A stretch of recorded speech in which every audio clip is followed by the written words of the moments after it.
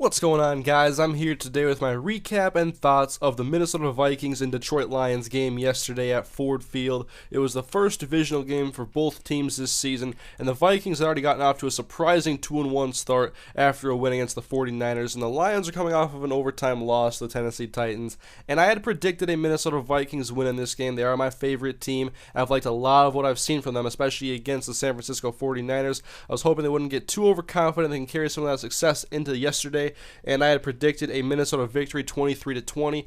And indeed, the Vikings did come away with a victory by a score of 20-13. But there are some things in this game that definitely caught my eye. I just want to talk about a few things.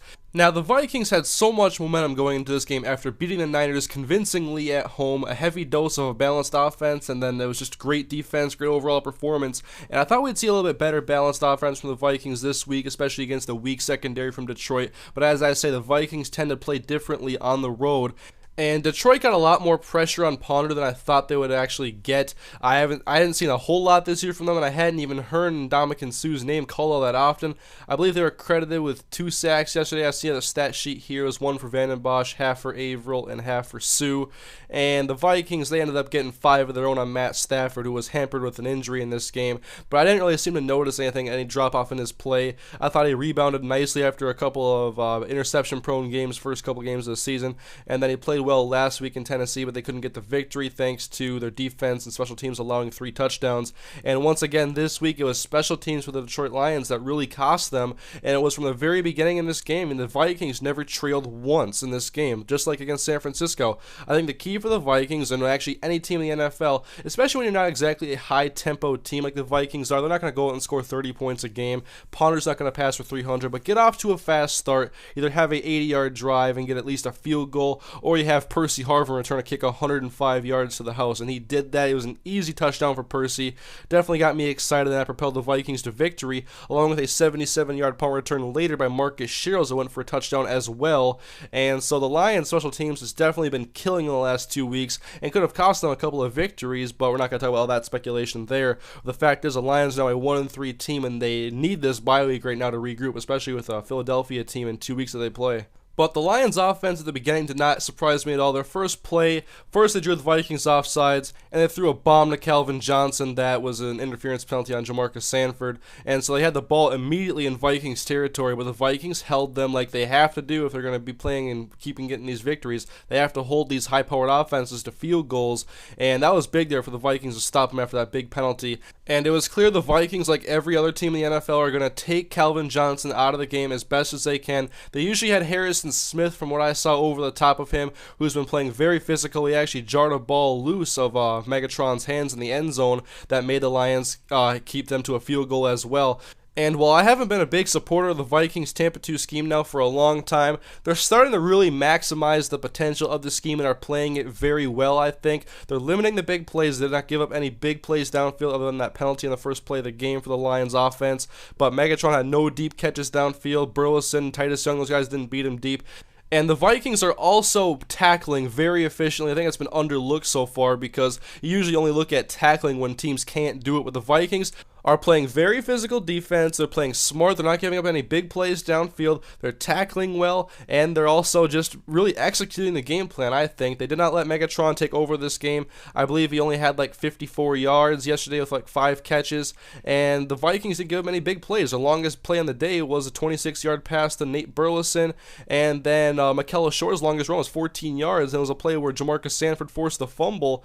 And the Lions, I don't know why they even try to run the ball, especially when they have no success doing it, because I guarantee you, when you're running the ball for under a yard a carry for a majority of the game, you can do a little bit better with a first down pass or a second down pass. I mean, they have a good quarterback in Matt Stafford, and at least in recent years, the Vikings defense has been very exposable. I mean, if you can't beat them deep, there's always holes in between the zones, and this year the Vikings are playing a lot better in pass coverage, I think. I mean, they're still giving up a lot of yards, but they're not giving up big chunks and just first down after first down after first down. The defense is playing much stronger this year, and I'm not sure how much of an effect that is with the new new defensive coordinator, but I want to give him a lot of credit for what I've seen so far.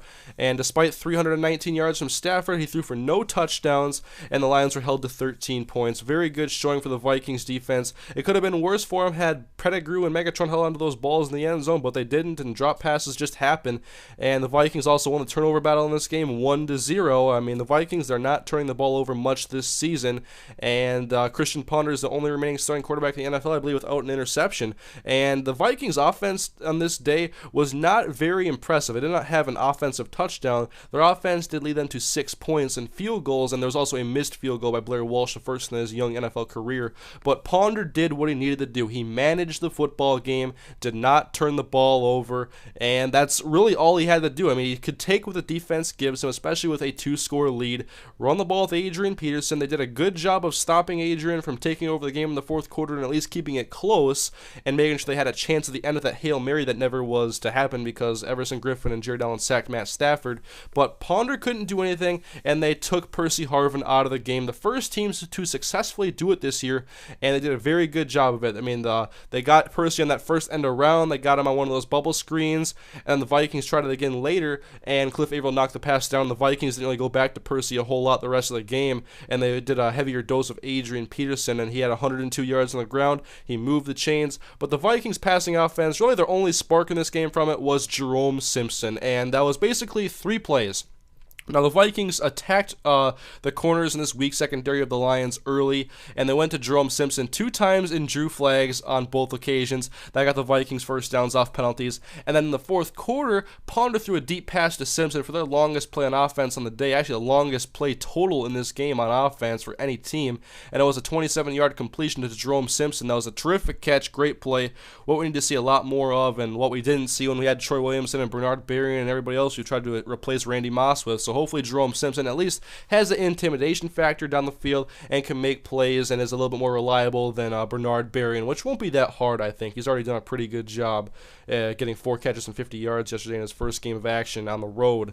And so the Vikings offense, they could have done a whole lot better, but they could have done a whole lot worse as well. If Ponder throws a couple of picks in this game, this could be a very different game, but he's holding on to the football, and he's playing very smart. He's not going to try to test this defense and try to force passes when it's not necessary, especially with a 2-score lead, because a pick 6, that's a huge momentum shift, and it does not need to happen. And Ponder so far is impressing me the way he's managing the game, not making mistakes, and he has made plays when he has needed to this year. But yesterday, there wasn't a whole lot of pressure on the offense because the Detroit offense wasn't really pushing him very hard, and the Vikings already had a lead thanks to special teams, and so the offense did just enough to score 20 points. They had 2 more field goals besides the special teams touchdowns, and I expect better from them at home next week against Tennessee, and the Vikings always play pretty good at home, and so I want to see a little bit better passing attack in that game.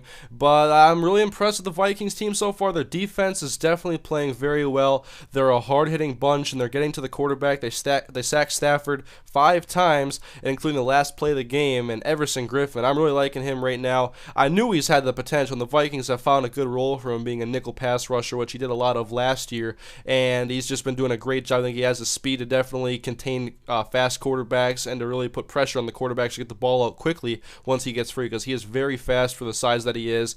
And overall yesterday, good win for the Minnesota Vikings. They're 3-1. They're first place in the NFC North no matter what happens with the Chicago and Dallas game, because they have a win against a division opponent in the Lions. And so 3-1 going into the next week at home against the Titans. Vikings just cannot afford to get overconfident, and they just have to keep carrying this momentum and success into future weeks if they're going to be a reliable team towards December.